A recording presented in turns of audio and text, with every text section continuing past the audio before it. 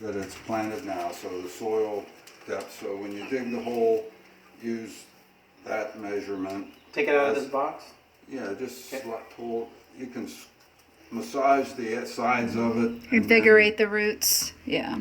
And then just plant it. The biggest threat to a tree this size is rabbits and lawnmowers and string trimmers. So you just have to put a small wire cage or something around it and keep mechanized equipment away from it. They grow really fast though. Yeah. Wonderful. And they got really awful thorns on them. Yeah. They're a really It's an prehistoric tree. Prehistoric tree, and it's thought that they developed the thorns to prevent mastodons from stripping the bark off of them. That's how old they are. And they won't grow from seed unless they pass through the digestive system of an animal. Yeah. So that the acids in the stomach etch the seed and allow it to germinate. Otherwise, the seed will just...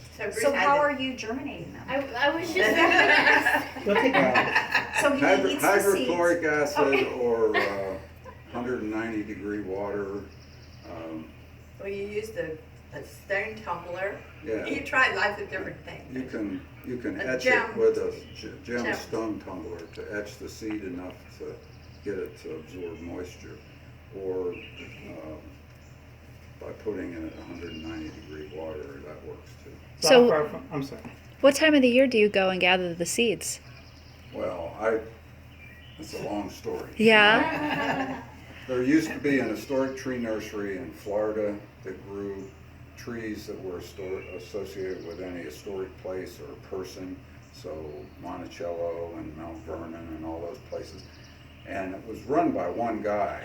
He developed the idea, and it was endorsed by the American Forest Association, and so they kind of acted as the agent for him and sold them. They had a website and everything. Well, this old guy decided to retire, and they couldn't get anybody to take it up, and so it just disappeared. And so that was going on for like 40 years. So I didn't really ask anybody. I did a tree inventory in the National Cemetery and put 88 tree identification signs on the trees there. And while I was doing that work, I collected seed. And I didn't really ask anybody. They were on the ground. Yeah. They were, Yeah. they were on the ground. They're And- long pods. And so I knew of the difficulties in germinating and stuff, and I just collected them and thought I'd try it. And it just so happened that it was the 150th anniversary of the Civil War, or of the Gettysburg Address, and it was in the same year as Lincoln's birthday. And so 2013. 11. No. 2011. Yeah, that's the first year that I... Well, then that wasn't true.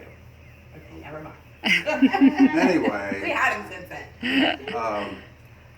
so I grew them, and again, all the money goes to this nonprofit historic preservation organization.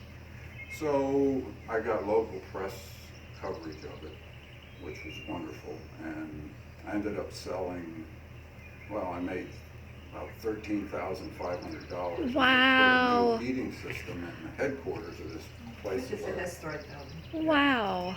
So it got picked up by the Associated Press and went nationwide. And because I don't have the necessary permits to ship them, I just got thousands of requests for them.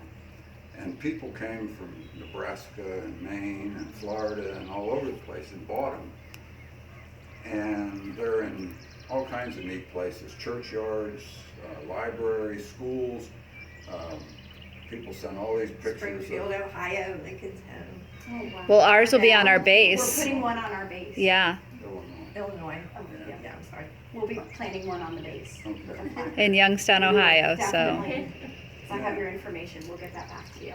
So then all of a sudden I got a secondhand message from the National Park Service who said that it wasn't appropriate, even if it was a nonprofit, for someone to benefit from this trash or the garbage ground.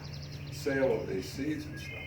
And so I thought, well, I'm gonna need more of a cease and desist than that, a secondhand Yeah. message. So I was waiting for someone to send me a letter to stop, and they never did, so I never stopped.